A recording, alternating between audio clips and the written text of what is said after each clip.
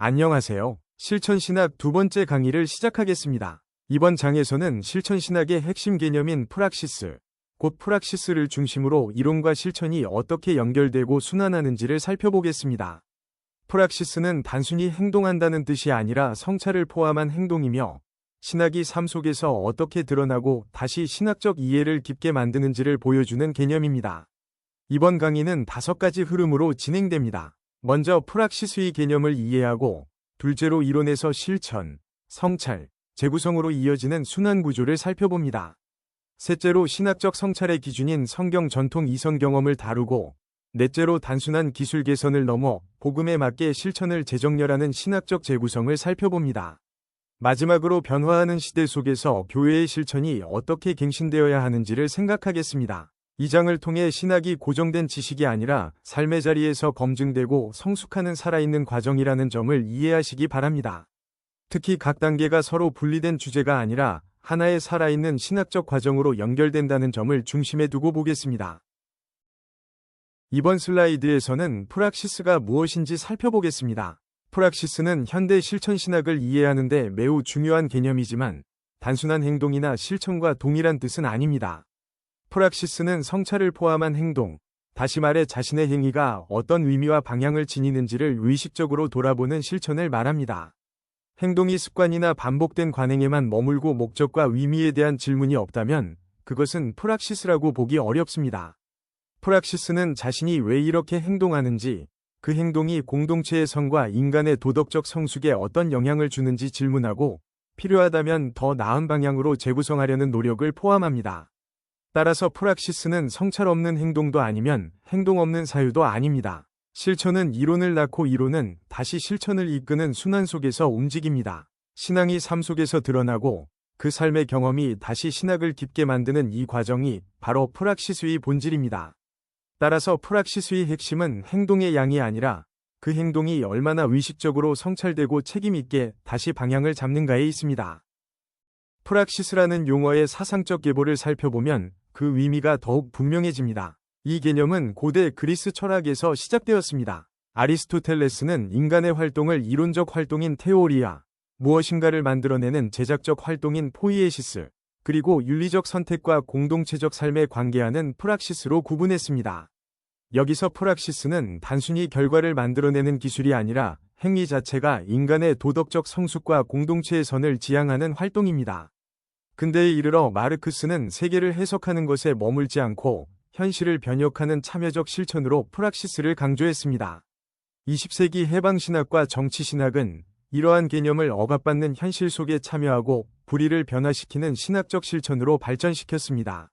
현대 실천신학은 이 흐름을 이어받아 교회의 예배와 설교, 돌봄과 선교를 기능적 활동이 아니라 하나님 앞에서 책임있게 성찰하고 실천하는 과정으로 이해합니다. 이렇게 프락시스의 의미는 시대를 지나며 윤리적 실천에서 사회적 참여와 변혁, 그리고 교회의 신학적 성찰을 포괄하는 개념으로 확장되었습니다. 실천신학에서 프락시스는 교회의 실제 사역이 이루어지는 모든 현장과 연결됩니다. 대표적으로 예배, 설교, 상담과 돌봄을 들 수 있습니다. 먼저 예배는 하나님을 어떤 분으로 이해하는지를 드러내는 신앙 고백의 현장입니다. 예배의 구조와 형식, 음악과 언어 선택에는 이미 신학적 전제가 들어있으며 프락시스의 관점에서 예배는 단순한 종교의식이 아니라 공동체가 하나님과 맺는 언약적 만남의 사건입니다.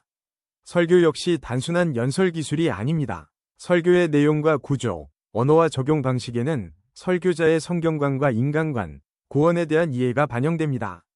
따라서 설교는 하나님의 말씀이 현재의 삶에 임하도록 해석하고 선포하는 신학적 행위입니다.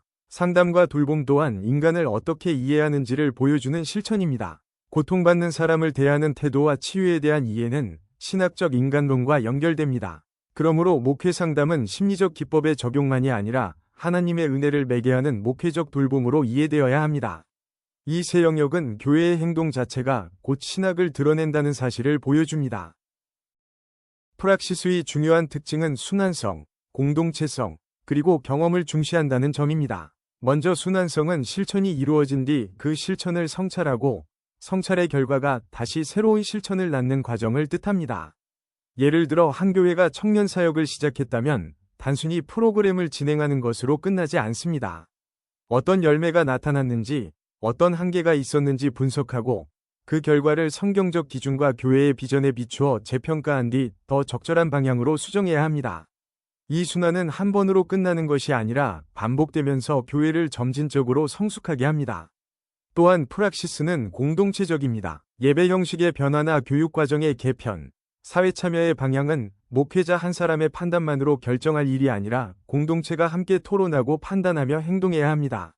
마지막으로 경험은 신학적 질문을 일으키는 중요한 자료입니다. 교회는 실제 삶의 경험을 외면하지 않고 그 경험을 성찰하여 신앙과 실천을 더 깊고 책임있게 만들어가야 합니다. 신학대학원에서 프락시스를 배운다는 것은 학문적 태도 자체가 달라진다는 뜻입니다. 학생은 단순히 지식을 축적하는 사람이 아니라 배운 내용을 자신의 삶과 미래의 사역 현장에 적용하고 그 적용을 다시 신학적으로 성찰할 수 있어야 합니다.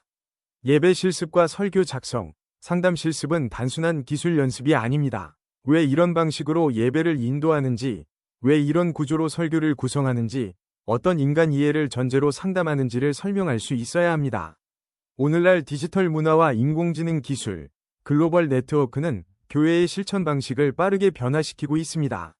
온라인 예배와 가상 공동체, 데이터 기반 목회는 새로운 가능성을 제공하지만 동시에 새로운 질문을 던집니다. 프락시스의 관점은 교회가 이런 변화를 무비판적으로 받아들이거나 무조건 거부하지 않고 신학적으로 분별하도록 돕습니다. 결국 프락시스는 성찰 없는 행동도 아니고 행동 없는 사유도 아닙니다. 신앙이 삶에서 드러나고 그 삶이 다시 신학을 깊게 만드는 순환적 과정입니다. 이제 프락시스의 핵심 구조인 이론에서 실천으로, 실천에서 성찰로, 성찰에서 재구성으로 이어지는 순환을 살펴보겠습니다. 실천 신학은 이론이 먼저 완성되고 그 이론을 현장에 단순 적용하는 방식으로만 이해하지 않습니다. 이론과 실천은 서로 영향을 주고받으며 지속적으로 발전합니다. 이론은 신앙과 사역의 방향을 제시하는 출발점이고, 실천은 그 이론이 현실 속에서 어떻게 작동하는지를 확인하는 시험장입니다. 성찰은 실천의 결과와 경험을 신학적으로 해석하는 과정이며, 재구성은 그 성찰을 바탕으로 더 충실한 방향을 새롭게 만들어가는 창조적 응답입니다. 이 네 단계는 서로 분리될 수 없고 하나의 통합된 과정으로 이해되어야 합니다. 재구성된 이론은 다시 새로운 실천의 출발점이 되고, 그 실천은 또다시 성찰과 재구성을 거칩니다.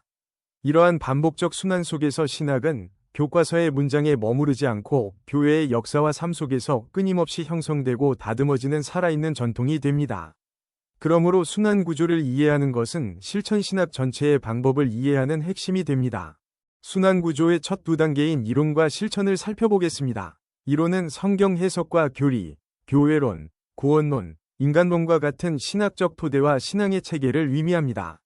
이론은 교회의 실천이 무질서하게 흘러가지 않도록 방향과 기준을 제시합니다. 예를 들어 예배를 준비할 때 예배가 단순한 문화 행사나 감정적 모임이 아니라 하나님을 경배하는 사건이라는 이해가 먼저 있어야 합니다.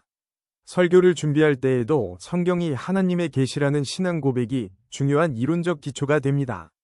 그러나 실천 신학은 이론이 일방적으로 현실을 지배한다고 보지 않습니다. 이론은 실제 상황 속에서 검증되고 시험되어야 하며 이것이 실천의 단계입니다. 예배를 드리고 설교를 선포하고 상담을 진행하고 지역사회를 섬기는 과정에서 이론은 복잡하고 예측하기 어려운 현실과 만납니다.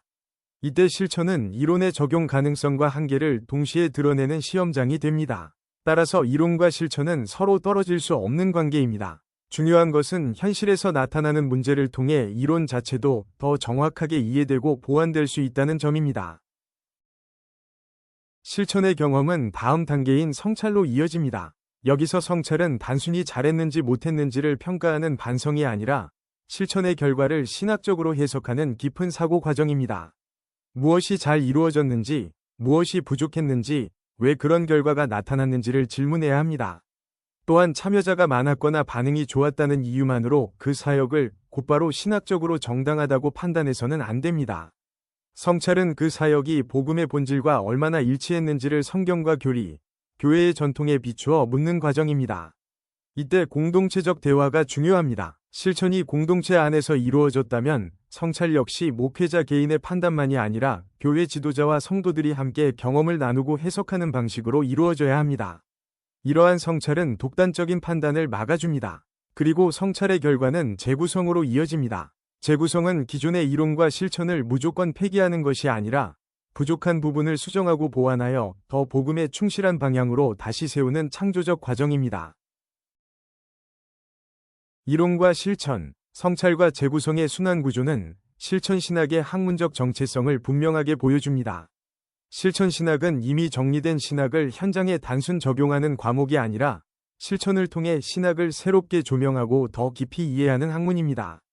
이론은 출발점이고 실천은 시험장이며 성찰은 해석의 장이고 재구성은 창조적 응답입니다. 신학대학교 학생들에게 이 구조는 중요한 교육 원리가 됩니다. 학생들은 이론을 배우는 데서 끝나지 않고 그것을 실제 사역에 적용해보고 결과를 신학적으로 분석하며 더 나은 방향을 모색해야 합니다. 예배 실습과 설교 실습, 목회 현장 인턴십은 모두 이 순환 구조 안에서 이해될 수 있습니다. 실습은 단순한 경험이 아니라 성찰을 위한 자료가 되고 성찰은 다음 실습의 질을 높입니다. 특히 디지털 문화와 인공지능 기술이 교회의 사역을 변화시키는 시대에는 이러한 순환이 더욱 중요합니다. 교회는 새로운 가능성을 실천 속에서 시험하고 신학적으로 성찰한 뒤 책임있게 재구성해야 합니다. 순환 구조를 청년 사역의 사례에 적용해 보겠습니다. 첫 번째 이론 단계에서 교회는 청년을 어떤 존재로 이해하는지, 교회의 사명은 무엇인지, 어떤 신학적 원칙 위에서 사역을 설계할 것인지를 검토합니다. 성경에서 청년과 공동체에 관한 가르침을 연구하고 기존의 청년 사역 모델도 살펴봅니다. 두 번째 실천 단계에서는 예배 모임과 소그룹 성경 공부, 지역사회 섬김과 같은 프로그램을 실제로 진행합니다. 이때 어떤 청년은 깊이 참여하지만 다른 청년은 이탈하는 등 이론이 예상하지 못한 현실을 만나게 됩니다. 세 번째 성찰 단계에서는 무엇이 복음의 본질을 드러냈는지, 어떤 요소가 공동체성을 강화했는지, 무엇이 소외감을 만들었는지를 함께 분석합니다. 목회자와 리더십팀, 청년들이 공동체적으로 성찰하는 것이 중요합니다. 마지막 재구성 단계에서는 이 결과를 바탕으로 사역의 방향과 방식을 수정합니다. 이는 목표를 버리는 것이 아니라 그 목표를 더 충실하게 실현하도록 재정렬하는 과정이며 수정된 실천은 다시 새로운 순환을 시작합니다. 실천 신학에서 가장 중요한 작업 가운데 하나는 신학적 성찰입니다. 그러나 모든 평가나 반성이 곧 신학적 성찰은 아닙니다. 개인적인 느낌이나 사역의 성공 여부만으로 판단한다면 교회의 방향을 충분히 분별하기 어렵습니다. 신학적 성찰에는 반드시 기준이 필요합니다. 이 강의에서는 그 기준을 성경, 전통, 이성, 경험의 네 요소로 설명합니다. 성경은 교회의 실천을 판단하는 근본적인 규범을 제공하고 전통은 교회가 역사 속에서 쌓아온 해석과 실천의 지혜를 제공합니다. 이성은 논리적 분석과 비판적 판단을 가능하게 하며 경험은 실제 삶과 사역의 현실이 어떤지를 보여주는 장이 됩니다. 이 네 요소는 서로 경쟁하거나 대립하는 기준이 아니라 상호 보완적으로 작용합니다. 어느 하나만 절대적으로 강조하면 왜곡이 발생할 수 있습니다. 따라서 실천신학은 네 기준을 균형 있게 함께 고려하면서 교회의 현재 실천을 해석하고 평가하며 복음에 더 충실한 방향을 분별하려고 합니다. 이 균형이 바로 신학적 분별의 기본 틀을 형성합니다. 네 가지 성찰 기준 가운데 가장 먼저 살펴볼 것은 성경입니다. 성경은 신학적 성찰의 가장 근본적이고 규범적인 기준입니다. 기독교 신앙은 성경을 하나님의 계시로 고백하기 때문에 예배의 형식, 설교의 내용, 상담의 방향, 교회의 사회 참여 방식까지 모두 성경에 비추어 점검되어야 합니다. 여기서 성경은 필요한 구절 몇 개를 찾아 인용하는 자료집이 아닙니다. 하나님이 누구이신지, 인간은 어떤 존재인지, 교회가 무엇을 위해 존재하는지를 보여주는 전체적인 세계관과 큰 이야기를 제공합니다. 예를 들어 교회 성장 전략을 세울 때에도 경쟁과 효율성만을 따르는지 아니면 복음의 사랑과 섬김의 원리를 반영하는지를 성경에 비추어 분별해야 합니다. 그러나 성경은 항상 해석을 필요로 합니다. 동일한 본문도 시대와 관점에 따라 다르게 이해될 수 있기 때문에 개인의 자의적 해석을 경계해야 합니다. 바로 이 지점에서 교회의 역사적 전통과 공동체적 해석이 중요한 역할을 하게 됩니다. 그러므로 성경적 성찰은 본문과 교회의 삶을 함께 연결하는 작업입니다. 두 번째와 세 번째 기준은 전통과 이성입니다. 전통은 교회가 역사 속에서 성경을 어떻게 해석하고 실천해 왔는지를 보여주는 집단적 기억입니다. 초대교회의 예배 전통과 종교개혁기의 설교 이해, 근대 선교 운동의 경험은 오늘의 교회가 신학적 판단을 내릴 때 중요한 참고가 됩니다. 전통은 과거의 방식을 그대로 반복하라는 명령이 아니라 과거의 지혜를 현재의 상황 속에서 다시 해석하도록 돕는 자원입니다. 또한 개인이 성경을 자의적으로 해석하는 것을 막고 교회의 공적 신앙 고백 안에서 판단하도록 돕습니다. 이성은 하나님이 인간에게 주신 사고 능력으로서 논리적 분석과 비판적 판단을 가능하게 합니다. 신학적 성찰은 감정이나 권위에만 의존하지 않고 주장과 근거가 타당한지, 실제 결과와 모순되는 부분은 없는지를 분석해야 합니다. 그러나 이성 역시 모든 것을 판단하는 절대 기준이 될 수는 없습니다.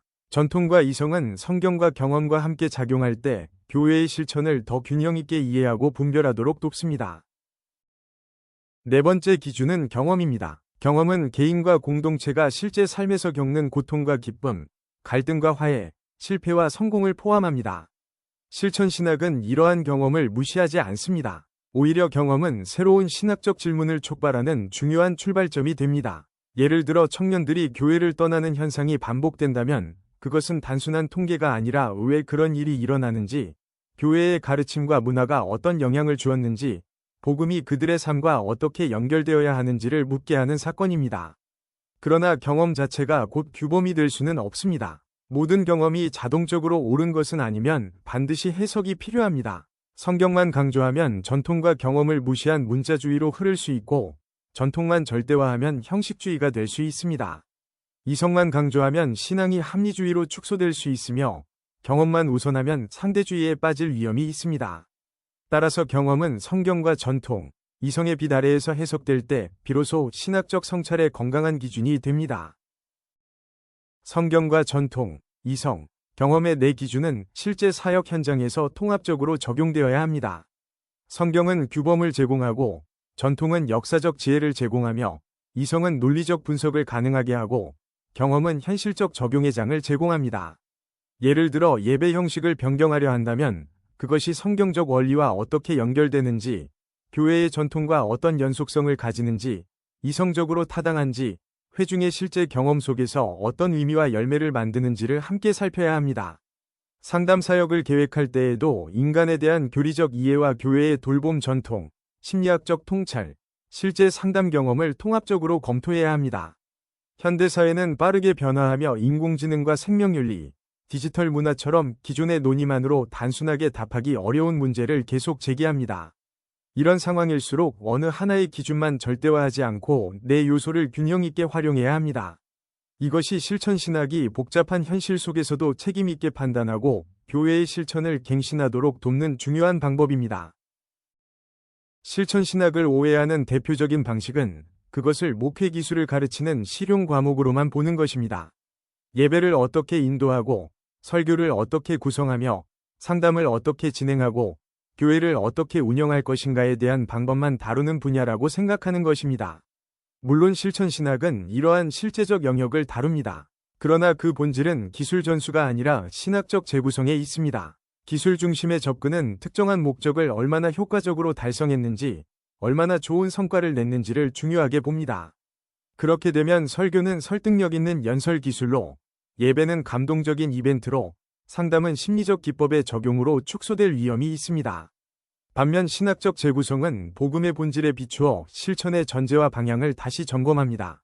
설교는 하나님의 말씀을 선포하는 사건이고, 예배는 하나님과의 언약적 만남이며, 상담은 하나님과의 관계 회복을 지향하는 돌봄이라는 본질을 확인합니다. 기술은 필요하지만 어디까지나 목적을 섬기는 도구이며, 실천의 방향을 결정하는 기준은 복음이어야 합니다.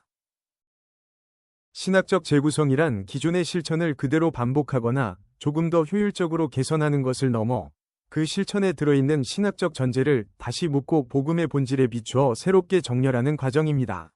재구성은 무조건 과거를 해체하거나 부정하는 작업이 아니라 더 깊은 충실성을 향한 재정렬입니다. 예를 들어 예배가 점점 공연화되고 감정 중심으로 흐른다고 느껴진다면 프로그램 몇 가지를 바꾸는 것만으로는 충분하지 않습니다. 예배의 본질이 무엇인지, 하나님과의 언약적 만남이라는 사실이 어떻게 드러나야 하는지, 회중의 참여가 어떤 신학적 의미를 지니는지를 다시 질문해야 합니다. 재구성의 과정은 4단계로 볼 수 있습니다. 먼저 교회의 구체적 실천을 경험하고 관찰합니다. 다음으로 성경 전통 이성 경험의 기준으로 성찰합니다. 그 후 실천 속에 숨어있는 신학적 전제를 드러내고 복음과 일치하는지를 점검합니다. 마지막으로 본질을 지키면서 표현과 방식을 창조적으로 재정렬하여 더 충실한 실천으로 나아갑니다. 이 과정 전체가 신학적 재구성의 핵심입니다.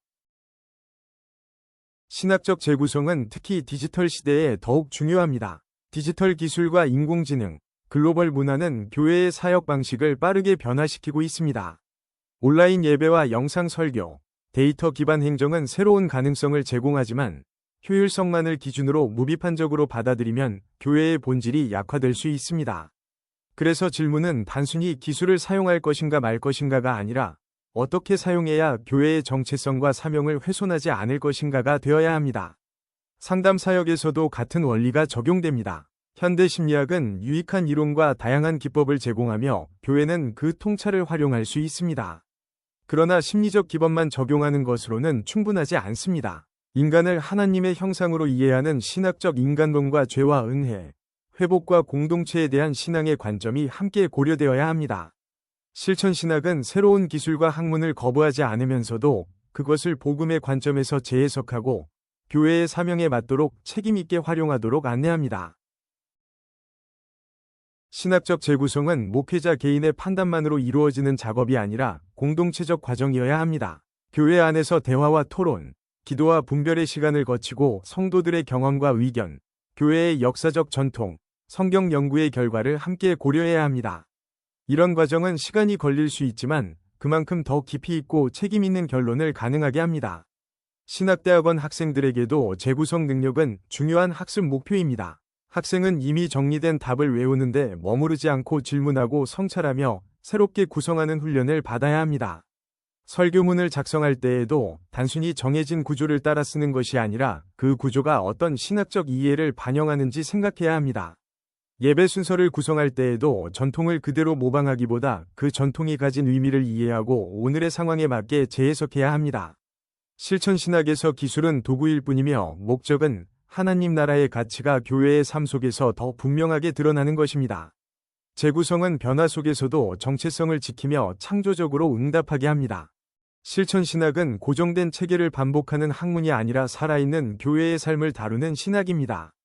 시대가 변하고 문화가 이동하며 사회 구조가 재편되면 교회의 실천도 영향을 받습니다. 중요한 문제는 변화 자체가 아니라 교회가 그 변화에 어떤 태도로 응답하는가입니다. 실천신학은 변화에 무비판적으로 순응하는 것도 무조건적으로 거부하는 것도 경계하며 신학적 분별을 통한 갱신을 요청합니다. 교회의 역사에서도 변화는 계속 존재했습니다. 초대교회는 유대 문화와 헬라 문화 사이에서 복음을 해석하며 정체성을 형성했고, 중세교회는 제국과의 관계 속에서 교회의 권위와 정체성을 고민했습니다. 종교개혁은 기존 전통을 재검토하고 말씀 중심의 신앙으로 돌아가려는 근본적 갱신을 추구했습니다. 현대교회는 디지털 기술과 세속화, 사회문화적 변화 속에서 다시 새로운 과제를 마주하고 있습니다. 그러므로 갱신은 유행을 따라가는 변화가 아니라 시대의 질문을 직면하면서 복음의 본질에 더 충실한 실천을 찾아가는 신학적 과정입니다. 실천의 갱신은 두 가지 축을 함께 붙잡아야 합니다. 하나는 현실을 정확하게 인식하는 것이고, 다른 하나는 변하지 않는 본질을 분명하게 지키는 것입니다. 먼저 교회가 처한 상황을 과장하거나 축소하지 않고 정직하게 바라보아야 합니다. 청년 세대의 교회 이탈, 신앙의 사적화, 공동체성의 약화는 단순한 통계가 아니라 신학적 질문을 요구하는 사건입니다.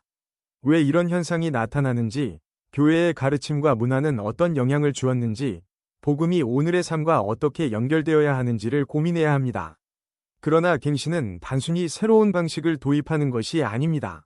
성경이 증언하는 하나님, 그리스도의 구속 사역과 복음, 성령의 역사, 교회의 예배와 선교와 섬김이라는 사명은 시대가 변해도 중심으로 남아야 합니다.